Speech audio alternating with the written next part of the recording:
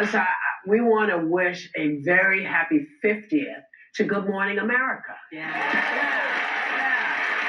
50 years. And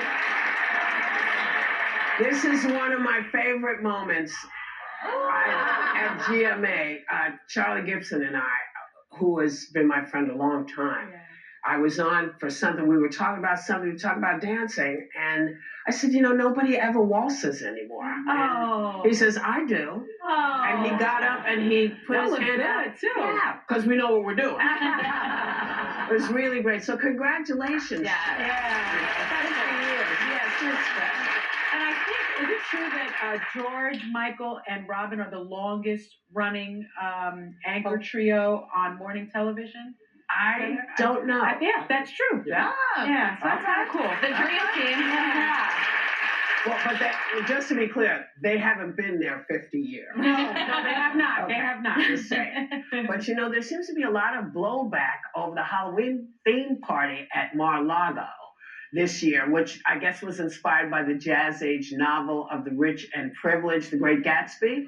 And a lot of folks say this was a bad look in a time when the economy's tanking, grocery prices are up, and 40 million plus just lost SNAP benefits. Who thought it was a good idea is the question being asked, and I have no idea. It was not a good idea. It was not a good idea. I don't know who came up with that theme, but it's almost like, Marie Antoinette and Let Them Eat Cake. When you have all of these people barely surviving. I think what's interesting, though, about the SNAP benefits is there is a contingency fund for those SNAP benefits, and several judges ruled that the government must come up with the money and pay those SNAP benefits. And I hope that we see that. We remember when George Herbert Walker Bush was president, and one time he got asked about the price of a gallon of milk, and he didn't know. In that CBS interview, he was told by Norah O'Donnell that grocery prices are up. Now, anybody that actually goes to a grocery store knows that grocery prices are up. But Donald Trump's probably never been to a grocery store. And I think that's such a big part of the problem with Donald Trump. He lives in a big bubble of billionaires. His entire life, he was, born a trust fund baby with a dad who paid money to get him out of all sorts of trouble. All of those people around him in Mar-a-Lago, the initiation membership fee is $1 million. Wow. The women there spend more money on lip filler to get their lips to look like sausages than most people can afford to spend on groceries. And so that's a problem. He doesn't know any regular American. So if he doesn't know, what's everybody else's excuse? I don't know, because Marco Rubio, who was sitting next to him, sure as hell knows, because let me tell you something. Florida has the largest number of seniors on SNAP benefits.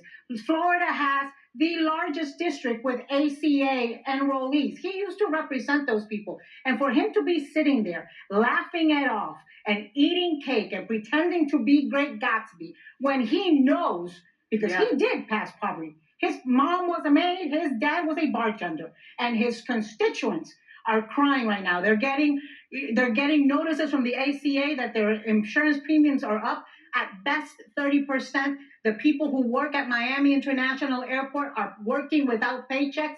And for them to be sitting like that, it's really just beyond disgusting. There just continues to be a massive disconnect between the haves and have-nots in this country and those who are powerful and politically connected and those who aren't. We have been railing on it on the show, but as long as this government is shut down, not a single member of Congress should be accepting a paycheck. That's right. Plain and simple. If 40 million people don't get SNAP benefits that rely on it to make ends meet heading into the holidays, you should not be collecting your salary. There needs to be a motivation to bring people to the table to solve this crisis.